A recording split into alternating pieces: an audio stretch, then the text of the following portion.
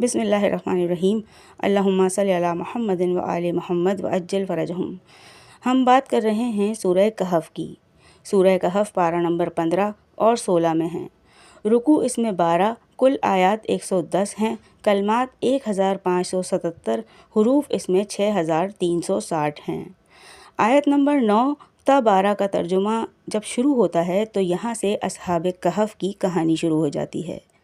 ترجمہ یہ ہے کہ کیا آپ یہ خیال کرتے ہیں کہ غار اور کتے والے ہماری قابل تعجب نشانیوں میں سے تھے؟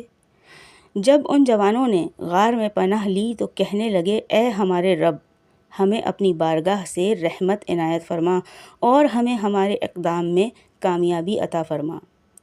پھر کئی سالوں تک غار میں ہم نے ان کے کانوں پر نیند کا پردہ ڈال دیا۔ پھر ہم نے انہیں اٹھایا تاکہ ہم دیکھ لیں کہ ان دو جماعتوں میں سے کون ان کی مدت قیام کا بہتر شمار کرتی ہے۔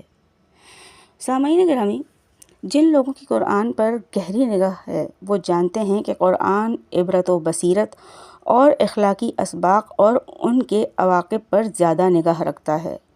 وہ اشخاص و افراد اور دیار و امصار پر اپنی زیادہ توجہ مرکوز نہیں کرتا۔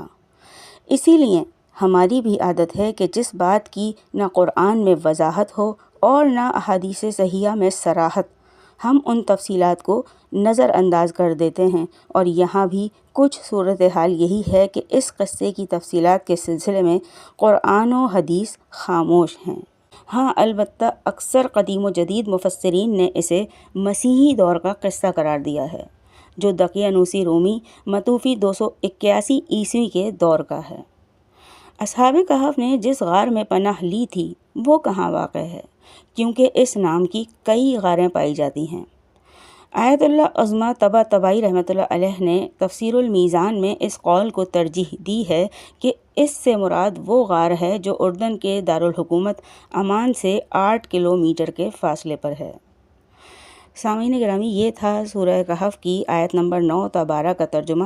ویڈیو اگر پسند آئے تو اس کو لائک کیجیے گا، شیئر کیجیے گا، کمنٹ کر کے اپنی رائے سے آگاہ ضرور کیجیے گا، اور چینل کو سبسکرائب لازمی کیجیے گا۔ انشاءاللہ پھر آپ سے دوسری آیات کے ساتھ ملاقات ہوگی، جب تک کے لیے اللہ نگہبان۔